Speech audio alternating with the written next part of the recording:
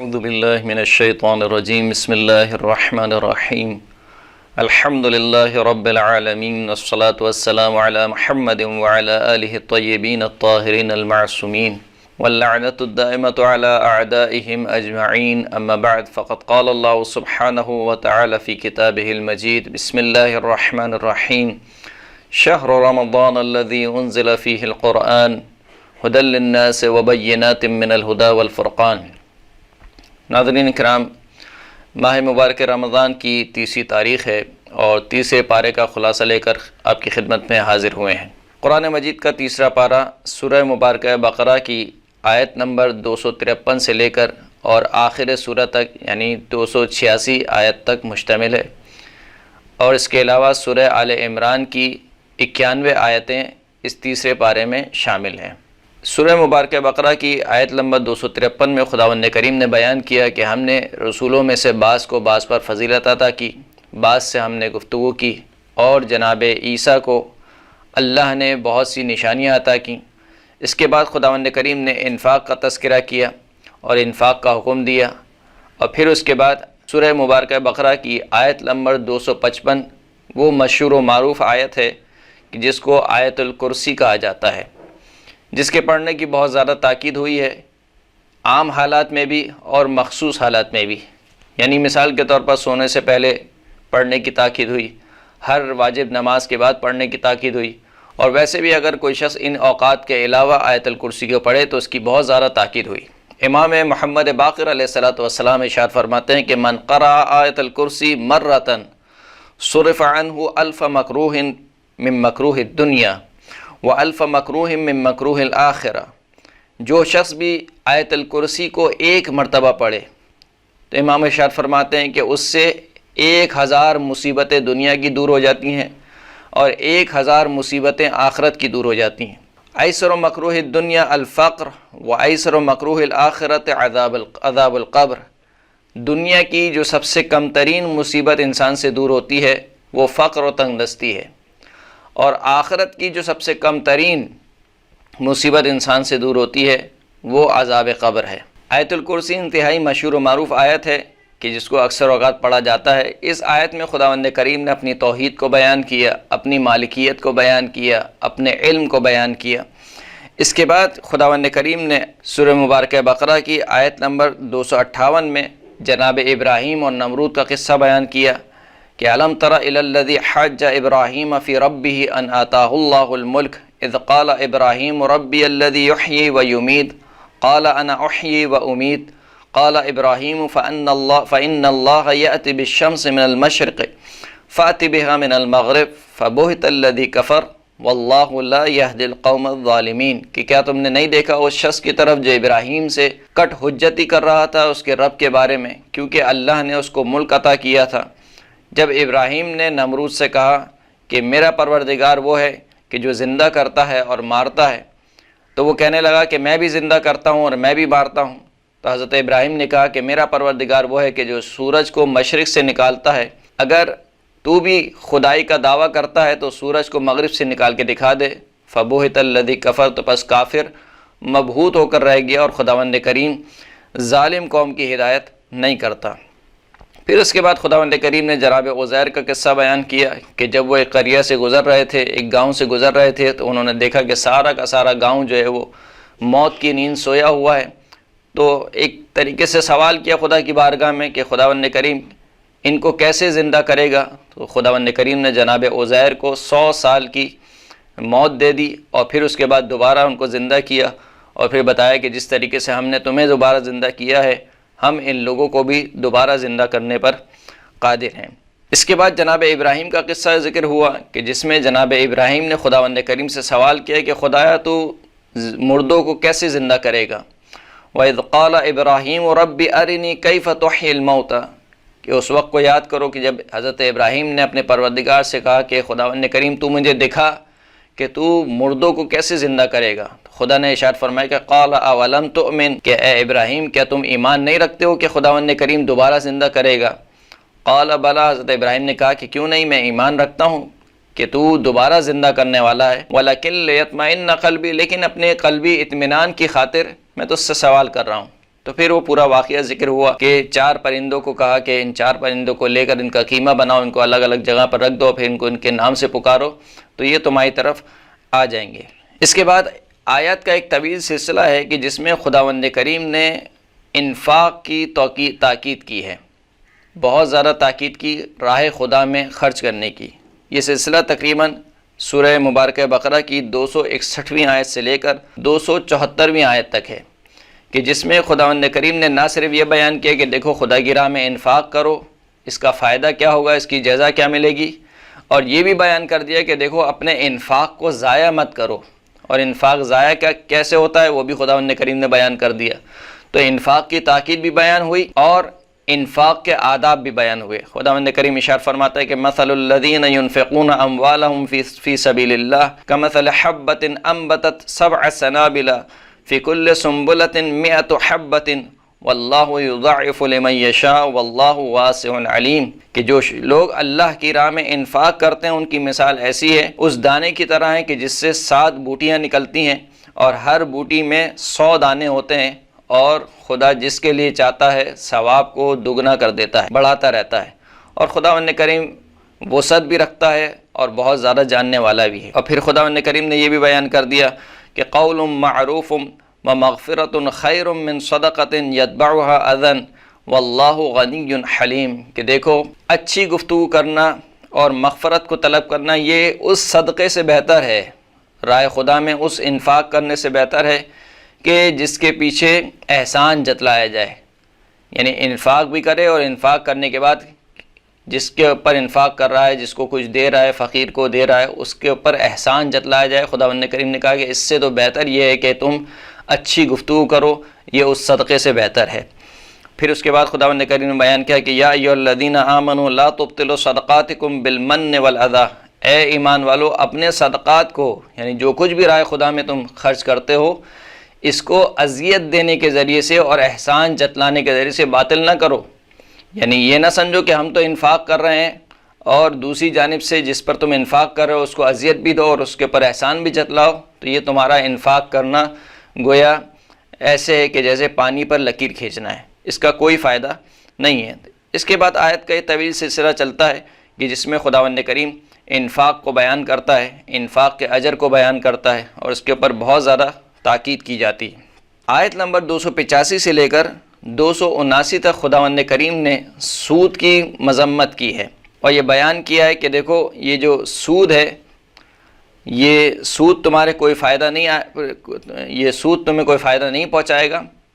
اور جو یہ یہود و نصارہ جو سودی کاروبار کرتے ہیں اور دلیل یہ پیش کرتے ہیں کہ سود بھی ایک طریقے کی خرید و فروخت ہے۔ قالوا انما البیع مثل الربا، یہ لوگ کہتے ہیں کہ بیع بھی جو ہے وہ سود کی طرح ہے، یعنی جس طریقے سے میں کسی کو کوئی چیز فروخت کرتا ہوں اس کے اوپر فائدہ لیتا ہوں، بالکل اسی طریقے سے اگر میں کسی کو قرض دیتا ہوں اور اس سے کچھ اضافی پیسہ لیتا ہوں تو ان دونوں میں کوئی فرق نہیں ہے، جبکہ خداوند کریم کہہ رہا ہے کہ ان دونوں میں بہت زیادہ فرق ہے۔ اور پھر خداوند کریم بیان کرتا ہے کہ یمحق اللہ الربا ویربی الصدقات واللہ لا يحب کل کفار اثیم، کہ خداوند کریم سود کو مٹانے والا ہے اور صدقات کی پرورش کرنے والا ہے۔ یعنی یہ عجیب آیت ہے قرآن مجید کی کہ جس میں خداوند کریم نے بیان کیا دیکھو یہ جو سود تم لے رہے ہو نفع کے عنوان سے، انٹرسٹ کے عنوان سے، یہ سود خداوند کریم مٹانے والا ہے، یعنی اس میں خیر و برکت نہیں ہے۔ خیر و برکت کس چیز میں ہے؟ خیر و برکت صدقات میں ہے، کہ صدقات کی خداوند کریم خود پرورش کرتا ہے۔ یہاں تک کہ روایت میں ملتا ہے کہ اگر کوئی شخص ذرہ برابر بھی اللہ کی راہ میں انفاق کرتا، صدقہ کرتا ہے، تو خداوند کریم اس کو پرورش دیتا ہے، یہاں تک کہ قیامت کے دن وہ دیکھے گا کہ اس کا دیا ہوا صدقہ کوہ احد کی پہاڑی کے برابر اس کو نظر آئے گا۔ تو اس طریقے سے خداوند کریم صدقات کی پرورش کرتا ہے۔ پھر اس کے بعد مزید خداوند کریم نے سود کی مذمت کی اور کہا کہ جو شخص بھی سودی کاروبار کرتا ہے یا سود کا لین دین کرتا ہے فَأْذَنُوا بِحَرْبٍ مِّنَ اللَّهِ وَرَسُولِهِ، اگر تم اس سودی کاروبار سے اور سودی لین دین سے باز نہیں آتے ہو تو بس آمادہ ہو جاؤ اللہ اور اس کے رسول سے جنگ کرنے کے لیے۔ یعنی سود لینا گویا ایسا ہے کہ جیسے تم اللہ اور اللہ کے رسول سے جنگ کر رہے ہو۔ اس کے بعد کی آیات میں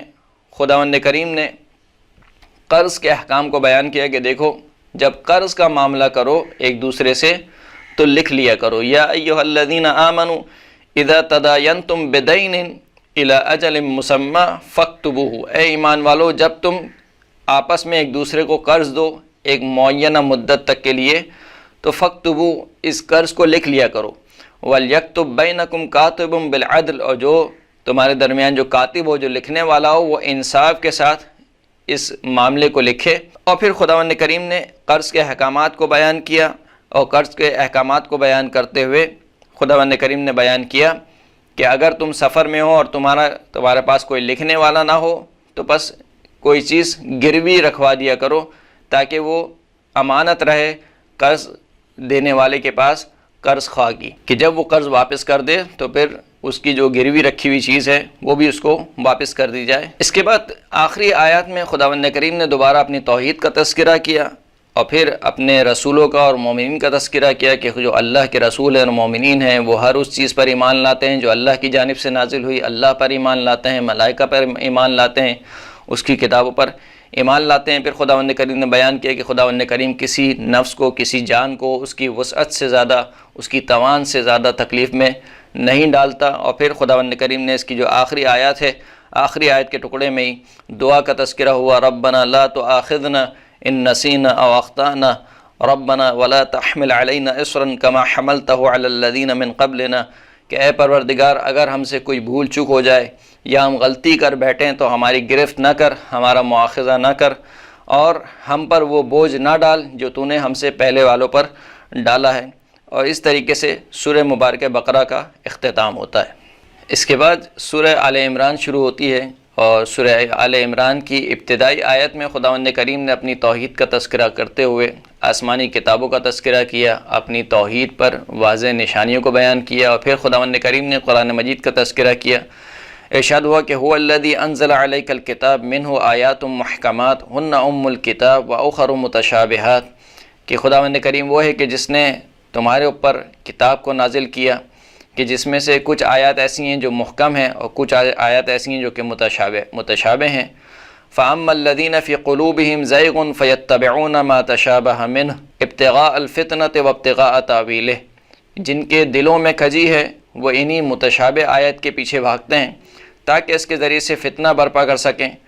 اور اس کی تعویل کو تلاش کر سکیں، جبکہ خداوند کریم کہہ رہا ہے کہ وَمَا يَعْلَمُ تَأْوِيلَهُ إِلَّا اللَّهُ، ان متشابہ آیات کی تعویل کوئی نہیں جانتا سوائے پروردگار کے، والراسخون فی العلم، اور ان افراد کے کہ جو علم میں رسوخ رکھتے ہیں۔ پھر خداوند کریم نے راسخون فی العلم کی کچھ دعاؤں کا تذکرہ کیا، اور پھر اس کے بعد فرعون کی قوم کو نشان عبرت بناتے ہوئے مسلمانوں کے لیے پیش کیا، اور پھر اس کے بعد خداوند کریم نے 13ویں آیت میں جنگ بدر کا تذکرہ کیا، قد کان لکم آیۃ فی فئتین التقطا فئۃ تقاتل فی سبیل اللہ واخری کافرۃ یرونہم مثلیہم رأی العین واللہ یؤید بنصرہ من یشاء ان فی ذلک لعبرۃ لأولی الابصار، کہ تمہارے لیے یقیناً نشانی ہے ان دو گروہ میں جو آپس میں لڑنے کے لیے میدان جنگ میں آئی، ایک ان میں سے گروہ اللہ کی راہ میں جنگ کر رہا تھا جبکہ دوسرا جو گروہ تھا وہ کافر تھا، اور جو کافر گروہ تھا وہ مسلمانوں کو جو راہ خدا میں جنگ کر رہے تھے ان کو دگنا دیکھتا تھا، رأی العین یعنی ان کی آنکھوں میں ان کی جتنی تعداد تھی اس سے دگنی دکھائی دیتی تھی۔ پھر خداوند کریم بیان فرماتا ہے کہ خداوند کریم جس کی چاہتا ہے مدد فرماتا ہے، اور اس واقعے میں خداوند کریم کہتا ہے کہ عبرت ہے صاحبان عقل کے لیے۔ اس کے بعد خداوند کریم نے دنیاوی زندگی کا خلاصہ کیا اور دنیا اور آخرت کی زندگی کا تقابل پیش کیا، اور متقین افراد کے لیے جو خداوند کریم نے اجر اور پاداش آخرت میں رکھی ہوئی ہے اس کا بیان ہوا، اور متقین کی صفات بھی خداوند کریم نے بیان کی۔ اس کے بعد کی آیت میں خداوند کریم نے توحید کو بیان کیا اور اس بات کا تذکرہ کیا کہ دین فقط و فقط اللہ کے نزدیک دین اسلام ہے۔ یہ آیت کا سلسلہ تقریباً آیت نمبر 18 سے لے کر 29 تک کی آیت میں خداوند کریم نے اسی مطلب کو بیان کیا کہ دین خدا کے نزدیک فقط و فقط دین اسلام ہے، اور یہ کفار جو اللہ کی آیت کا انکار کرتے ہیں، اللہ کے دین کا انکار کرتے ہیں اور انبیاء کو قتل کرتے ہیں بغیر حق، یعنی ناحق قتل کرتے ہیں، اور جو لوگ عدل و انصاف کا حکم دیتے ہیں ان کو بھی قتل کرتے ہیں، تو بس اے رسول آپ ان کو بشارت دیجیے دردناک عذاب کی، اور یہ وہ لوگ ہیں کہ جن کے اعمال آخرت میں حبط کر لیے گئے، دنیا اور آخرت میں۔ اس کے بعد خداوند کریم نے قیامت کا تذکرہ کیا کہ ہم جو اعمال اس دنیا میں انجام دیتے ہیں وہ ہمارے سامنے میدان محشر میں حاضر و ناظر ہوں گے۔ یوم تجد کل نفس ما عملت من خیر محضرا وما عملت من سوء تود لو ان بینها وبینه امدا بعیدا ویحذرکم اللہ نفسہ واللہ رؤوف بالعباد، کہ اس دن تم ہر نفس کو پاؤ گے کہ جو بھی اس نے خیر انجام دیا ہوگا اس کو وہ حاضر پائے گا، اور اگر کسی نے کوئی برائی کی ہوگی تو وہ چاہے گا کہ اس برائی اور اس کے درمیان ایک طویل مدت تک کا فاصلہ ہو جائے۔ اور خداوند کریم تمہیں اپنے آپ سے ڈراتا ہے، اور خداوند کریم اپنے بندوں پر بہت ہی مہربان ہے۔ اس کے بعد کی دو آیات میں خداوند کریم نے پیغمبر گرامی اسلام حضرت محمد مصطفیٰ صلی اللہ علیہ وآلہ وسلم کی اتباع کا حکم دیا اور اطاعت کا حکم دیا، اور رسول کی اتباع کو نشانی قرار دیا اپنی محبت پر۔ قل ان کنتم تحبون اللہ فاتبعونی یحببکم اللہ ویغفر لکم ذنوبکم واللہ غفور رحیم۔ اے حبیب آپ کہہ دیجئے کہ اگر تم اللہ سے محبت کا دعویٰ رکھتے ہو تو میری اتباع کرو، اگر تم میری اتباع کرو گے تو اللہ بھی تم سے محبت رکھے گا اور تمہارے گناہوں کو بخش دے گا، اور خداوند کریم بہت بخشنے والا اور رحم کرنے والا ہے۔ اس کے بعد خداوند کریم نے اپنے استعفاء کو بیان کیا کہ خداوند کریم نے اپنی حجتوں کو خود چنا ہے۔ ان اللہ اصطفى آدم ونوحا وآل ابراہیم وآل عمران علی العالمین، ان تمام کو خداوند کریم نے چنا ہے۔ ذریۃ بعضها من بعض، یہ سب ایک دوسرے کی ذریت میں سے رہے۔ اور جب خداوند کریم نے آل عمران کا تذکرہ کیا تو اس کے بعد کی فوراً آیت میں خداوند کریم نے جناب مریم کا تذکرہ کیا، جناب مریم کہ جن کے والد کا نام عمران ہے اور جن کی والدہ کا نام غالباً حسنہ بتایا جاتا ہے۔ ان کی والدہ نے نیت کی کہ خداوند کریم مجھے ایک بیٹا عطا کر تاکہ میں اسے تیرے گھر کے لیے وقف کر دوں، لیکن جب بیٹے کی جگہ بیٹی ہوئی تو والدہ نے کہا کہ میں نے بیٹی کی نظر کی تھی اور بیٹی جو ہے وہ بیٹی کی طرح نہیں ہو سکتی ہے، لہٰذا اب خدا کی بارگاہ میں دعا کی کہ میں کیا کروں؟ تو خداوند کریم نے کہا فَتَقَبَّلَهَا رَبُّهَا بِقَبُولٍ حَسَنٍ، خداوند کریم نے جناب مریم کی والدہ نے جو نظر کی تھی وہ کیونکہ خالص نیت خالصتاً اللہ کے لیے تھی، تو خداوند کریم نے ان کی اس نیت کو قبول کیا، نظر کو قبول کیا اچھی طریقے سے۔ پھر اس کے بعد خداوند کریم نے حضرت مریم کا تذکرہ کرتے ہوئے ذکر کیا کہ جب بھی جناب زکریا داخل ہوتے تھے محراب میں اس مصلی پر کہ جہاں پر حضرت مریم عبادت کیا کرتی تھیں، تو حضرت مریم کے پاس رزق پاتے تھے اور پوچھتے تھے کہ یہ رزق کہاں سے آیا ہے، تو جناب مریم کہتی تھی کہ یہ اللہ کی جانب سے ہے۔ اس کے بعد کی آیت میں جناب زکریا کا تذکرہ ہوا کہ انہوں نے پروردگار سے دعا کی کہ خدایا مجھے پاک و پاکیزہ ذریت عطا فرما، اور جب فرشتے نے آ کر ان کو بشارت دی تو وہ کہنے لگے کہ مجھے کیسے جو ہے وہ بچہ ہو سکتا ہے جبکہ میں بوڑھا ہو چکا ہوں، میری جو زوجہ ہے وہ بھی بوڑھی ہو چکی ہے۔ تو خداوند کریم نے کہا کہ آپ کا پروردگار جو ہے وہ اسی طریقے سے جو چاہتا ہے انجام دیتا ہے، یعنی وہ ہر چیز پر قادر ہے۔ اور پھر ان کو ایک بیٹا ہوا جس کا نام جناب یحییٰ رکھا گیا۔ جناب مریم کی عظمت کا تذکرہ ہوا، اور اسی دوران جناب عیسیٰ کی جو معجزانہ ولادت ہے اس کا تذکرہ ہوا، اور پھر اس کے بعد جناب عیسیٰ کے معجزوں کا تذکرہ ہوا، اور پھر اس کے بعد جناب عیسیٰ کے حواریوں کا تذکرہ ہوا کہ وہ دو گروہ میں بٹ گئے، ان میں سے ایک کافر ہو گیا اور ایک جو ہے وہ مومن رہا، اور جناب عیسیٰ کے حواریوں کی دعاؤں کا تذکرہ ہوا۔ پھر اس کے بعد خداوند کریم نے جناب عیسیٰ کے آسمان پر چلے جانے کا تذکرہ کیا۔ اس کے بعد خداوند کریم نے جناب عیسیٰ کو تشبیہ دیتے ہوئے جناب آدم سے کہا کہ دیکھو جناب عیسیٰ کی مثال جناب آدم کی طرح ہے کہ جس طریقے سے جناب آدم کو بغیر ماں باپ کے خلق کیا، جناب عیسیٰ کو بھی بغیر باپ کے خلق کیا۔ یہ تشبیہ دیتے ہوئے خداوند کریم نے تاریخ اسلام کے ایک اہم واقعے کی طرف اشارہ کیا کہ جس کو واقعہ مباہلہ کہا جاتا ہے، کہ جب عیسائی رسول خدا کی خدمت پہ حاضر ہوئے اور وہ کسی بھی طریقے سے راضی نہیں ہوئے کہ آپ جو ہے وہ اللہ کے رسول ہیں، تو پھر کہا کہ ہم مباہلہ کریں گے اور پھر کہا خداوند کریم نے کہا کہ اگر یہ لوگ علم آ جانے کے بعد بھی آپ سے کٹ حجتی کرتے ہیں تو پھر ان سے کہہ دیجئے کہ تم اپنے مردوں کو لاؤ، ہم اپنے مردوں کو لاتے ہیں، تم اپنی عورتوں کو لاؤ، ہم اپنی عورتوں کو لاتے ہیں، تم اپنے بچوں کو لاؤ، ہم اپنے بچوں کو لاتے ہیں، یعنی مردوں سے مراد یہاں پہ نفس ہے، تم اپنے نفسوں کو لاؤ، ہم اپنے نفسوں کو لاتے ہیں۔ پھر اس کے بعد ہم مباہلہ کریں گے اور جو ہم میں سے جھوٹا ہوگا اس پر اللہ کی لعنت قرار دیں گے۔ اور پھر وہ پورا واقعہ جو آپ سنتے رہتے ہیں مباہلہ کا واقعہ رونما ہوا کہ جس میں رسول اللہ پنجتن پاک کو لے کر گئے اور اسلام کو ایسی تاریخی برتری اور ایسی تاریخی کامیابی حاصل ہوئی کہ قیامت تک عیسائی اس ہزیمت کو اور اس ناکامی کو بھول نہیں سکتے ہیں۔ اور پھر آخر میں خداوند کریم نے دوبارہ اہل کتاب کا تذکرہ کرتے ہوئے جناب ابراہیم کا تذکرہ کیا کہ دیکھو یہ جو اہل کتاب ابراہیم کی طرف نسبت دیتے ہیں، ابراہیم نہ تو یہودی تھے اور نہ تو نصرانی تھے، لہٰذا جناب ابراہیم دین مستقیم پر اور دین حنیف پر قائم تھے۔ یہ جو یہود و نصارہ جناب ابراہیم کی طرف نسبت دیتے ہیں یہ نسبت درست نہیں ہے، اور تقریباً آل عمران کی آخری آیات میں اسی طریقے سے اہل کتاب کا تذکرہ ہوتا رہا۔ وآخر الدعوانا الحمد للہ رب العالمین۔